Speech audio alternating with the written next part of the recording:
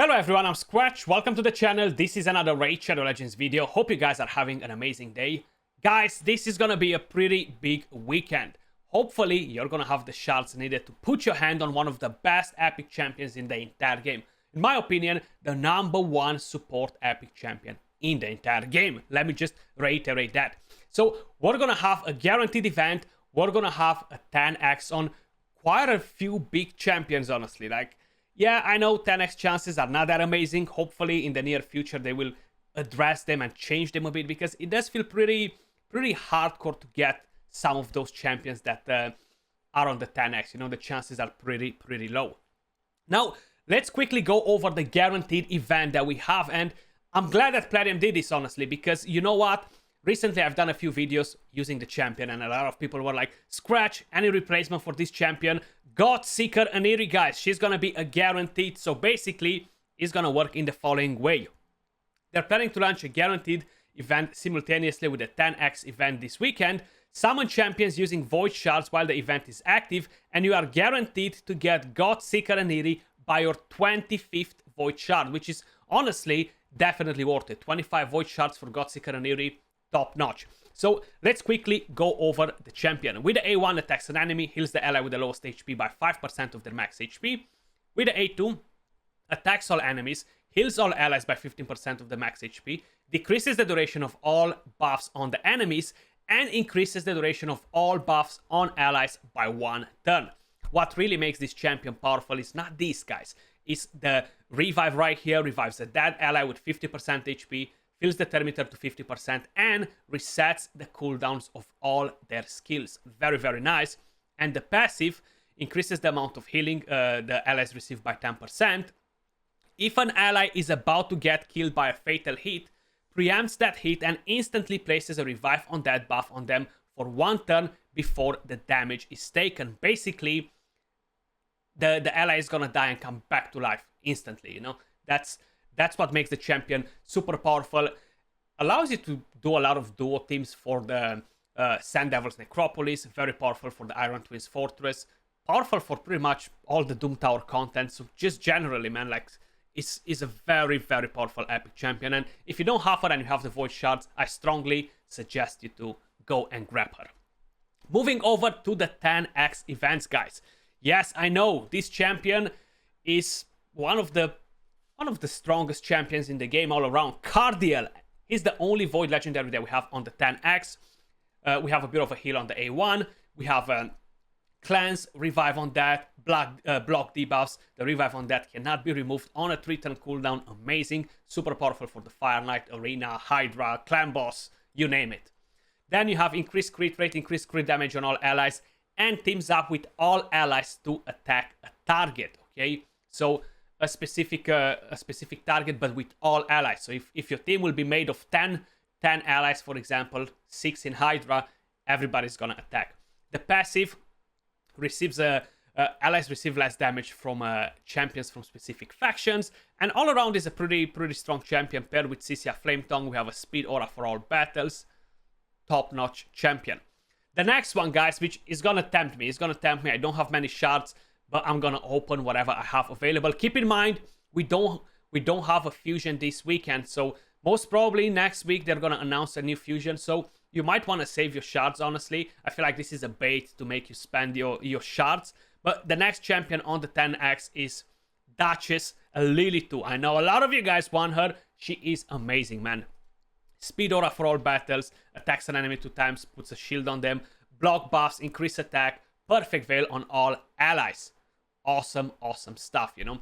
Great for arena, great for a lot of content, massive carry. Then revives all dead allies with 70% HP, a veil on all allies for 1 turn, and a continuous heal buff on all allies for 2 turns. The passive, a massive damage reduction from AoE attacks, and you have a speed aura for all battles. Still one of the best champions in the game. Under Priest Brogni, the next champion on the 10x, guys. Very unique, one of a kind, the only champion in the game that can increase the value of shields, enabling teams like the Infinite Comp for Clan Boss, for example. You have increased attack, you have block debuffs, the shield, then attacks all enemies, a chance to remove buffs, increases the value of the shield, and pretty nasty.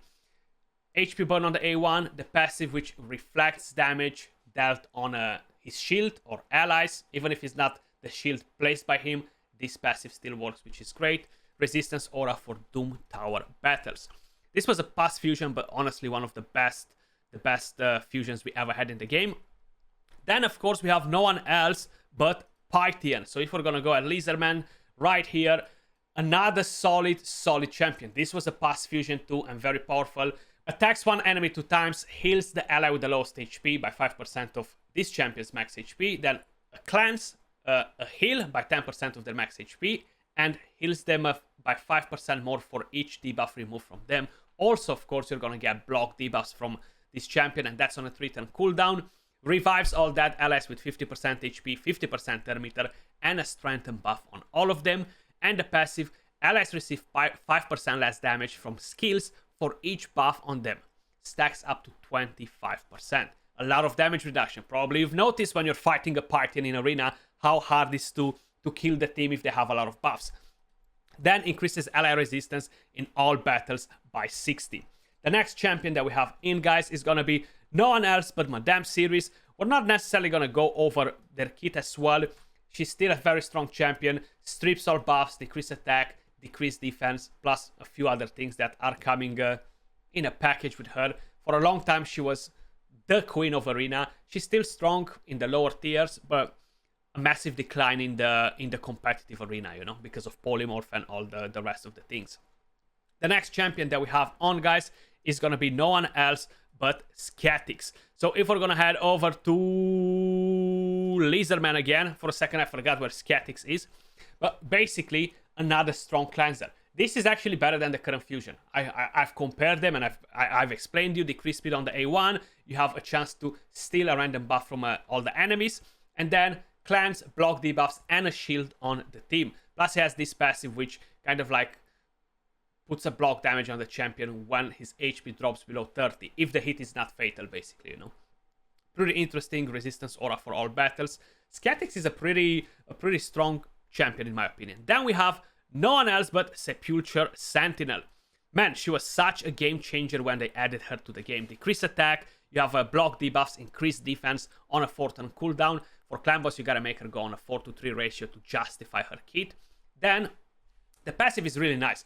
Fully booked will have a 50% chance to completely block the incoming damage on an ally. So even is about to die, this passive will have a 50% chance to completely block that damage, which is super nice. And you have an increased ally defense in all battles by 25%. And the last champion, guys, is gonna be no one else but Akak the Vanderain. Pretty good, was much better before the hard mode dungeons came out, and mainly because of the freeze with this skill right here, allowing you to use him for the spider dungeon. Attacks all enemies, a chance to land freeze on enemies whose attack is higher than their defense, or if the opposite is in play, the defense is equal to or higher than their attack, is gonna land the HP burn.